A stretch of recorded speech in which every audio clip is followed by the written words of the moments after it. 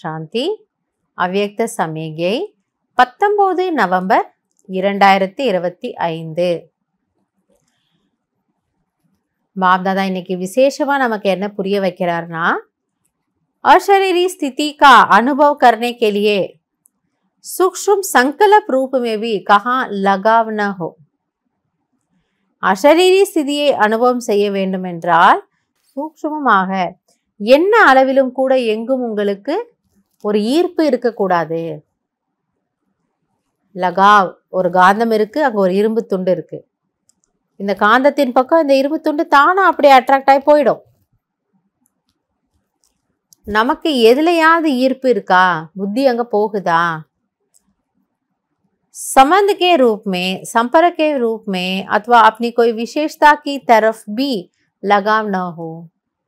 So இதே ஒரு உறவு எனக்கு ரொம்ப பிடிக்கும், இல்லை ஒரு நபர் எனக்கு ரொம்ப பிடிக்கும், அவங்களோட இருக்கிறது எனக்கு கொஞ்சம் சந்தோஷமா இருக்கும், இதெல்லாம் கூட ஒரு விதமான ஈர்ப்பு. இன்னொன்று பாபா என்ன சொல்றாரு, நான் தனக்குள்ள இருக்கக்கூடிய விசேஷ தன்மைகள், நான் இந்த விஷயத்துல எவ்வளோ நல்லா இருக்கேன், ஸோ நான் இந்த விஷயத்தில் எவ்வளோ நல்லா இருக்கேன்ட்டு உங்களுடைய ஏதோ ஒரு ஸ்பெஷாலிட்டி கூட உங்களை இருக்குது இல்லையா?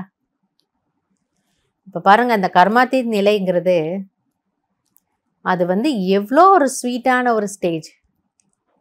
ஆத்மா அவ்வளோ ஹல்கா, அவ்வளோ லேசாக இருக்குது, அதை எதுவுமே இழுக்கலை. அது பாட்டுக்கு அந்த ஒரு குட்டி குழந்தையில எப்படி படுத்துங்கும், நிஷ்டின்த்த தூங்குது. அந்த மாதிரி ஆத்மா அப்படியே ஃப்ரீயாக இருக்குது.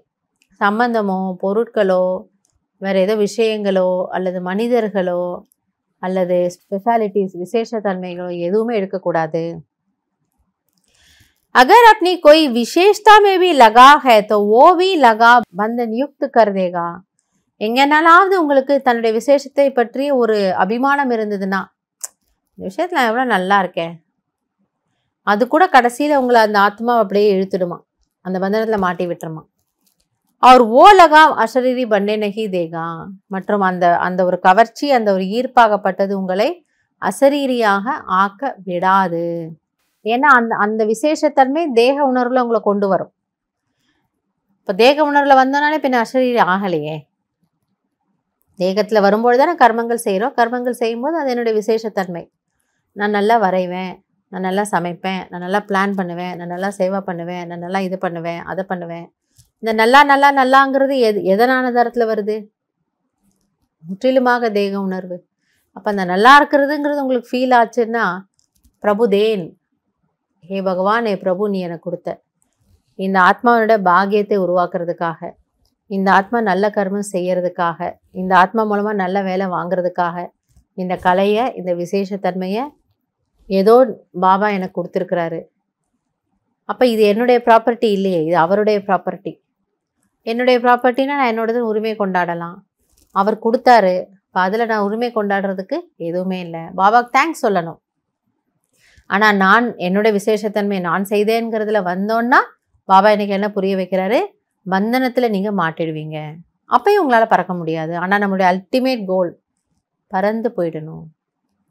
அப்போ இவ்வளோ மைன்யூட், இவ்வளோ டீப்பாக நம்ம இதை செக் பண்ணி அப்படியே அந்த வெண்ணெயிலேருந்து ஒரு முடி வெளில வர போல் நான் ஆத்மா தேகத்தை விட்டுட்டு போயிடணும். அதுக்கு நம்ம பயிற்சி பண்ணணும். அதனால தான் சொல்லாரு, உங்களோட விசேஷத்தன்மைகளாவது எங்கேயாவது உங்களை இழுக்காமல் இருக்குதா, இழுக்கலையே அப்படிங்கிறத செக் பண்ண சொல்கிறார். நல்லது. ஓம் சாந்தி.